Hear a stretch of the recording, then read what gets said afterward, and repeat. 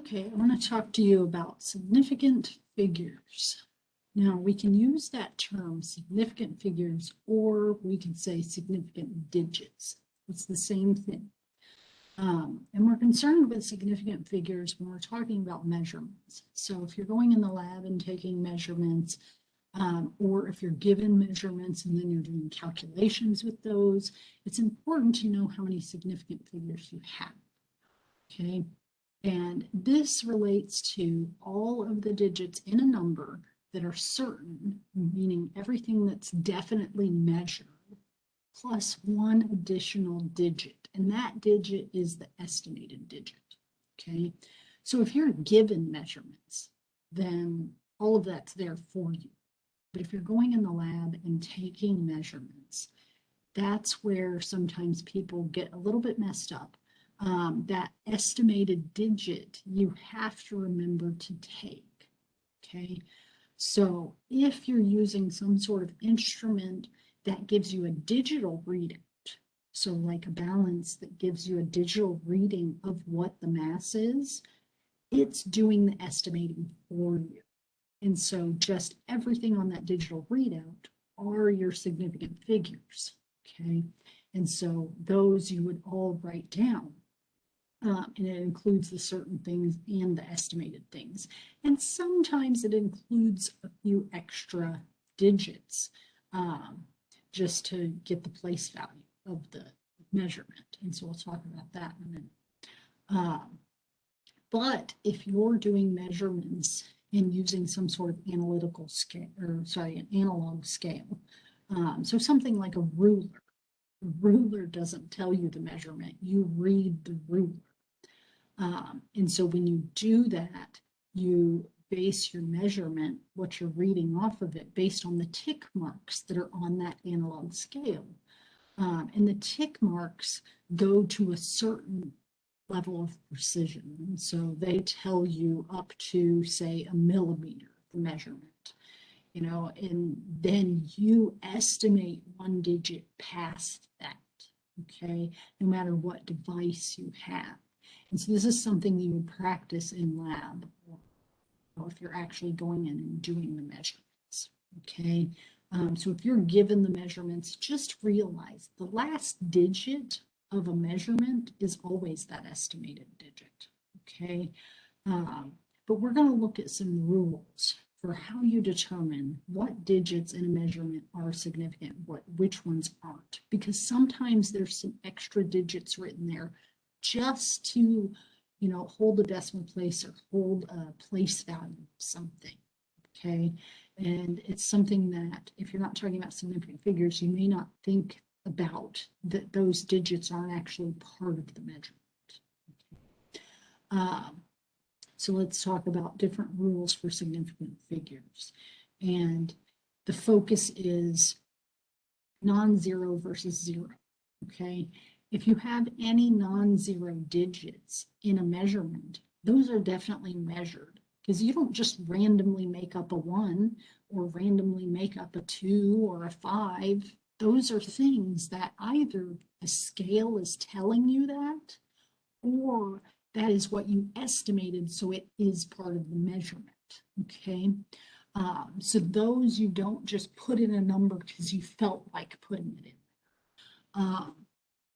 Now, zeros, on the other hand, those have different purposes. Sometimes a 0 is because it falls right on some mark, or, you know, it's a 0 between things.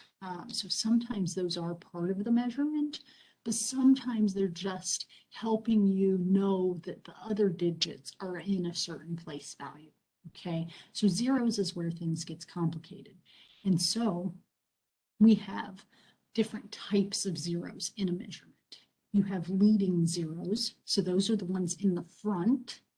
And those, if you have 0 at the left-hand side of a measurement, so all the way to the left, those zeros are never significant.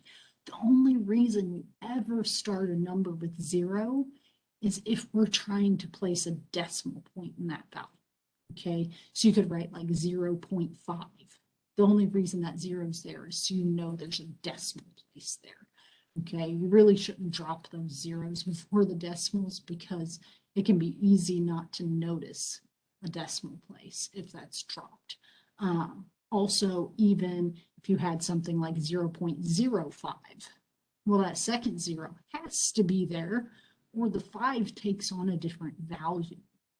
Okay, so leading zeros serve the purpose only to determine a place value of something. And so they aren't part of the measurement, really. And then we have what we call captive zeros. Captive zeros are zeros between things, okay, between non-zero digits.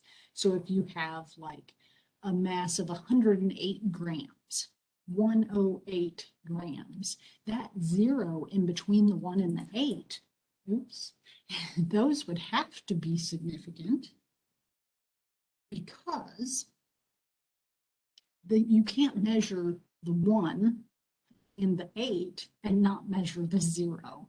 That is part of it. That's measured in that measurement. So if you have zeros between non-zeros, those count, okay? And then we have the confusing ones. You have trailing zeros. So trailing zeros are zeros at the end of your number, so all the way to the right. And those are sometimes significant. Sometimes they are, sometimes they're not, okay? And sometimes people aren't really clear about it. So they might give you a measurement and you just don't know, okay?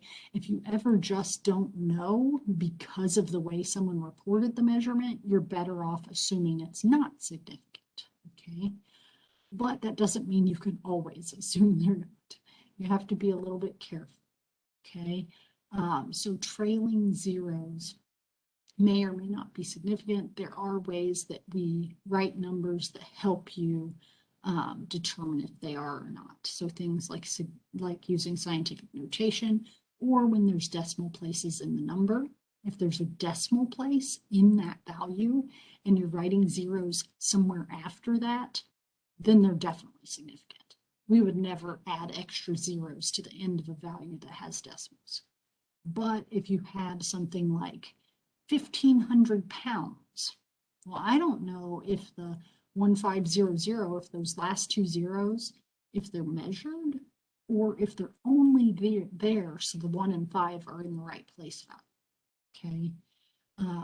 So, like I said, sometimes they're significant, sometimes they're not, so you do have to be a little bit careful with that. Now, the only other thing, you have non-zero digits, you have zeros, okay? The other thing we could have are exact values or counted values. So if you actually count something and say, I have 3 eggs, well, then you have 3 eggs exactly, and so that's infinitely significant. There's not one sig fig in that. It's just that is what it is, and it's exact. And so anything that you count is exact, or if it's something that is like a definition, it's an exact definition. So like there's 60 seconds in a minute. That's exact. That is by definition. So that is an exact relationship. So there's not one sig fig in 1 minute when you say that 1 minute is 60 seconds. It's just infinite, okay? So that does come up when we do calculations in chemistry. So that is important to realize. Now, to try to help with the confusion of when zeros are significant, when they're not, it can help to use kind of a simplified, set of rules or a kind of a shortcut to analyze sig figs. If you always, when you're trying to count sig figs in a measurement, if you start at the left of your measurement, so all the way to the left, and find the first non-zero digit, okay? So if there's zeros at the front, you skip those until you find the first non-zero. Once you find the first non-zero digit, then just say, okay, is there a decimal point written in the number? So is there an actual dot somewhere in that number? Whether it's before or after that first non-zero, it doesn't matter. If there's a decimal, you will count all the way to the right, and that will tell you how many sig figs. Okay, so from the first non-zero all the way to the right, if there's a decimal. If there's no decimal place written, then you go from the first non-zero to the last non-zero. And you don't do any extra zeros, okay? Because those are the ones that it's uncertain if they're significant. And so you would assume they're not, okay? So if that shortcut helps, great. If not, you can follow just the regular rules. But I found that the regular rules do tend to confuse people a bit. So the shortcut is helpful if you apply it correctly, okay? So you do need to be able to determine the number of significant figures in measurements, whether they're measurements you are taking yourself or if they're ones given to you. Especially if then you're taking those measurements and doing calculations with them, which often you are. And then you have to determine sig figs after that, okay? But before we go on to what we would do when we use these measurements and do calculations, let's talk about how can we get rid of the uncertainty of, is this zero significant or not?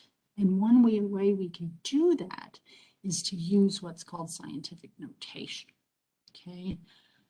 So scientific notation, really, I guess, what most people would think of as first purpose of writing something in scientific notation would be that it's used to express some very large or very small number, okay, in a compact way, okay? So if I wanted to, let's see, if I wanted to write down, oh, let's just say I have 1, 4, 5, 0, 0, 0, 0, 0, 0, 0, 0, 0. And I'm not even going to write a unit with this. So let's just say I have this value, okay? And I wrote this value down. Well, that's a pain to write.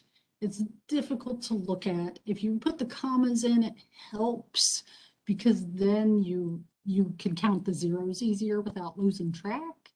But that's just tedious to write all of that, okay? Or even if you had, say, 0.00000, a bunch of zeros, and then 268. Let's just do that. Okay, so if we have those values, those are just ridiculous to write that way. It takes a long time. It's really easy to accidentally either add in a zero or take one out, you know, and miss it. And so it's just not a good way to write those values, okay? So instead, we usually would use something like scientific notation, okay? And so to use scientific notation, you've got to know the basics of it. You've got to know that basically to convert these numbers into scientific notation, the decimal is shifted to after the first non-zero digit, okay? So let's see, let me show you what I'm talking about. I have the decimal in this first one, and I'm going to shift it 1, 2, 3, 4, 5, 6, 7, 8 places, okay? And so that would be where I end up placing my decimal. So I would have 2.68, and then I would write times 10 to an exponent, okay? And that exponent is dependent on how many places I moved that, okay? So again, I moved it 1, 2, 3, 4, 5, 6, 7, 8 places. So I would have an 8 for an exponent, but you have to be careful. That's either a positive or negative, and it depends which direction you moved it. So in this case, you could say, well, I shifted it right, and so it's a negative exponent. I don't like doing that because that's too easy to forget. But basically, the number you started with was a really small number. Since we started with a really small number, the exponent is negative. Okay. Whereas when we move it left because we started with something that was really a large number, then the exponent's going to be positive. So in this other one, our decimal is really at the end of that, right?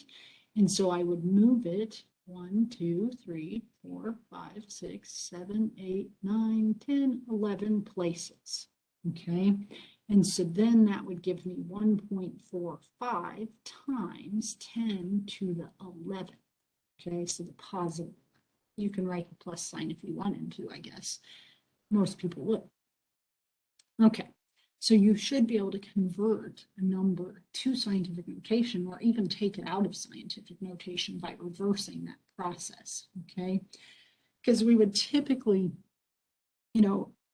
write it in scientific notation just because it's easier. It's quicker to write it in that form and make sure that, someone doesn't lose a zero, or interpret it wrong.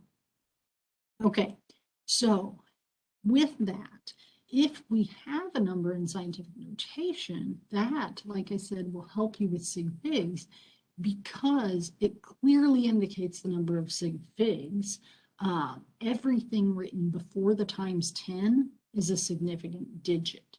So in this case, what I wrote here, actually, the way I wrote these, indicates that this, the 2, the 6, and the 8 would be significant, so that would be 3 sig figs.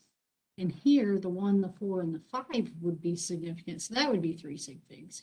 But let's say these values, these zeros before that 1, 4, 5, maybe some of those were significant. And if I wanted to indicate that to you, I would report that number in scientific notation and I'd say, well, maybe that first zero after that is significant. So maybe I measured that. And so maybe it's 1.450 times 10 to the 11th. Okay. So the number of decimals or the number of places I shifted that decimal is the same. But if I don't drop that zero, it means that one's significant as well. And so in this case, this would indicate to me that this is actually a 4 sig fig value, okay? Whereas when you look at it written all out, you would ignore those zeros and assume they're not. But if I gave it to you in scientific notation, it makes it clear if there's a zero that is significant, okay? So in scientific notation, if there's a zero written, it's significant because everything before the times 10 is, okay? And so that can be helpful. Now, let's move on and talk about doing calculations, because in chemistry, that's pretty common. You don't just take measurements. Once you have those measurements, you use them to calculate things, okay? So in chemistry, a lot of times our calculations involve a lot of multiplication and division. Okay, so that's what we're going to look at first. If you do multiplication and division with measurements, whether you measured those values or we gave you measurements, once you calculate whatever you're calculating, you multiply things, divide things, however you're supposed to, then you should be reporting your answer with the same number of significant figures as the starting value that had the fewest. Okay, so you don't just report what the calculator spit out at you. Okay, so you have to round things down to, whatever the fewest sig figs is, because whatever value that you started with had the fewest sig figs, that actually limits the certainty of your answer. Okay, and so that actually integrates more error in your overall value. Okay, so you can't just report what the calculator gives you. You have to think about it and actually report things properly. So let's say we had 2.33 times 1.7. Okay, I don't care what the units of these things are right now. I just want to show you what I'm talking about. So if I did that calculation, let's say 2.33 times 1.7, my calculator tells me that the answer is 3.961, okay? But that should not be your final answer. That should not be what you report. What you report should be to the appropriate significant figures, okay? And so you would look at these given values, the 2.33, and you'd say, well, that's 3 sig figs, okay? And the 1.7, That's 2 sig figs, okay? So I'm taking a 3 significant figure value and multiplying it by a 2 significant figure value, meaning that the 2 sig figs, that's the fewest, that limits my answer. So my answer, I need to round that to 2 sig figs. And so I look and I have set. I have the 3, that's my first sig fig. I have the 9, that's my second sig fig. And then you would look to the right of the last thing that you want, and you'd say, okay, well, there's a 6 next to it. And so that tells me I need to round my 9 up. This is a pretty good one because then this throws people off. If I round the 9 up, the 9 becomes a 0, making the 3 a 4, right? So that would mean my answer would be 4.0, okay? So I drop the rest of it, right? The 6 just tells me to round the 9 up. And then my resulting value, 4.0, that's my answer to the correct number of significant figures. That's the best I can say based on the given measurements, okay? Even though the calculator tells me 3.961, the error from the 2.33 and the error from the 1.7 combined limits my answer to that 4.0. Because remember, these values, the 2 and the 3 are the truly measured values, and the 3 is the estimated digit in this. That's the estimated, whereas the 1.7, that 7 is estimated. So that means there's error in both of those digits. So when I multiply them, that error compounds and it causes error in my result, okay? Or it brings error with it to my result. And so then you round it properly, okay? You would do similar if you were dividing things.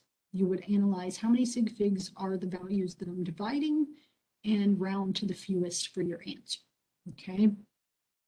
Then other types of calculations we do in chemistry most often is addition, subtraction, okay? So multiplication, division by far is what we do almost always. But sometimes in a calculation, there's also some addition and subtraction, and those impact sig figs a little bit different than multiplication, division, okay? So when you do any type of addition or subtraction, your answer should have the same degree of certainty as the value with the greatest uncertainty.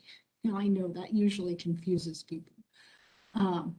Basically, you're rounding to the same place value as the most uncertain measurement, okay? Or you can think of it, if you want, as you round to the fewest number of decimal places.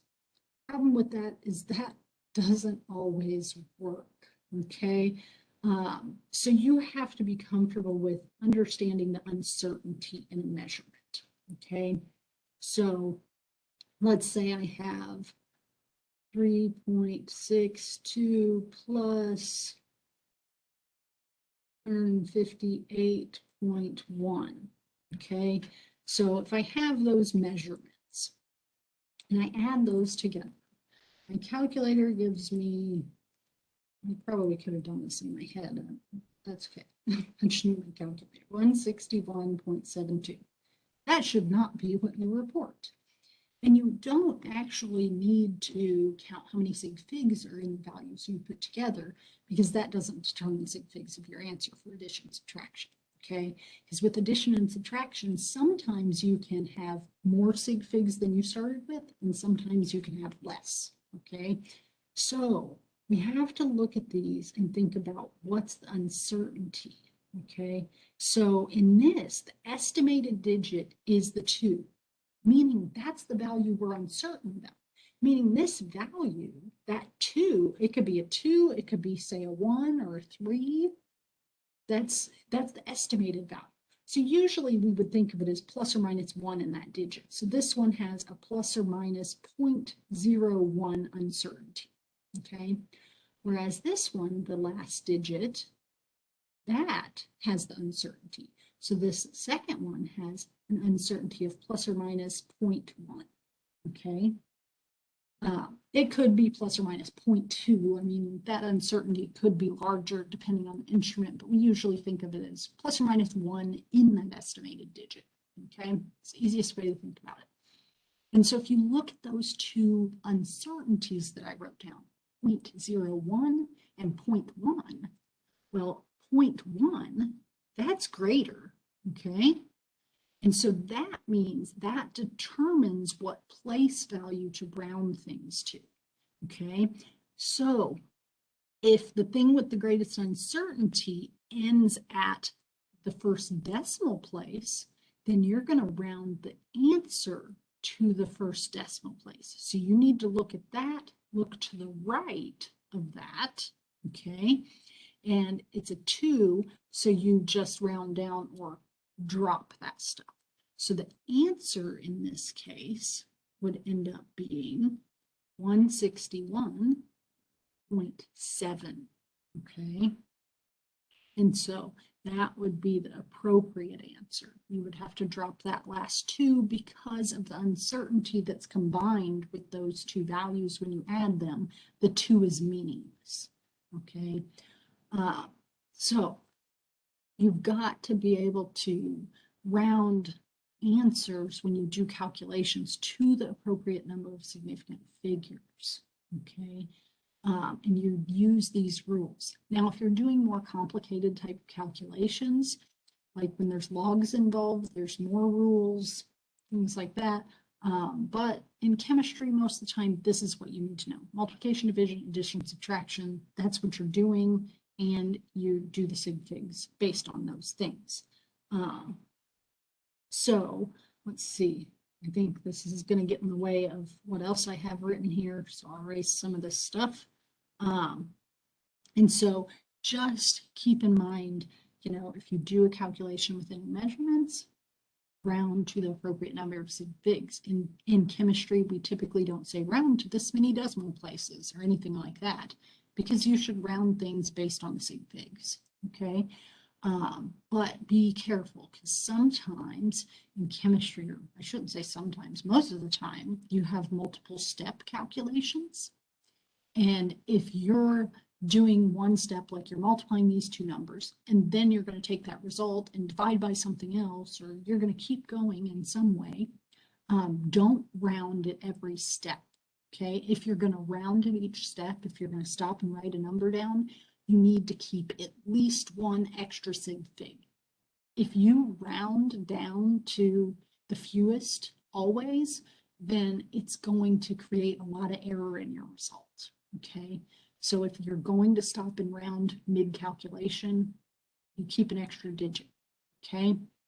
And then at the very end, you round to the correct number of sig figs, okay?